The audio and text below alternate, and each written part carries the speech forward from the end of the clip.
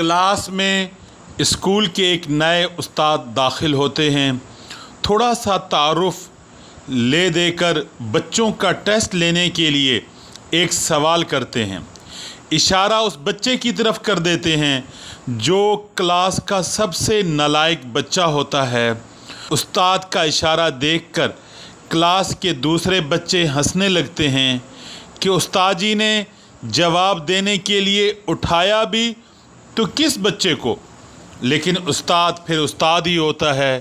ان کو سمجھ آ گئی یہ کلاس کا سب سے نالائق بچہ ہوگا، اسی لیے سب بچے ہنس رہے ہیں. استاد نے بچے کو بیٹھنے کے لیے کہا، درس دینے میں مصروف ہو گئے. چھٹی کے وقت استاد نے اس نالائق بچے کو اپنے پاس بلایا.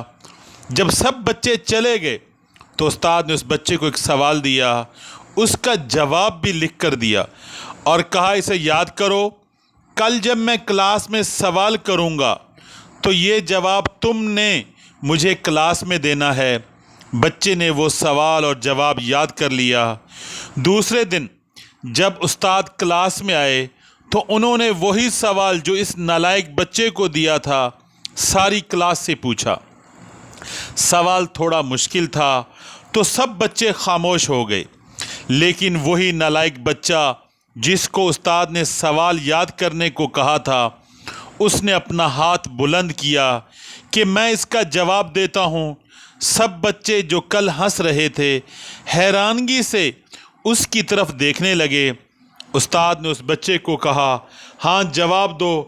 بچے نے فر اسی سوال کا جواب سنا دیا. استاد نے شاباش دی اور اسے بیٹھنے کو کہا. اب اس نالائق بچے میں خوشی کے ساتھ ساتھ خود اعتمادی پیدا ہونا شروع ہو چکی تھی. استاد روزانہ اس بچے کے ساتھ یہی عمل دہراتے رہے اور پھر آخر وہ دن بھی آ گیا جب وہ نالائق بچہ اپنی کلاس کا سب سے لائق و پر اعتماد بچہ بن چکا تھا.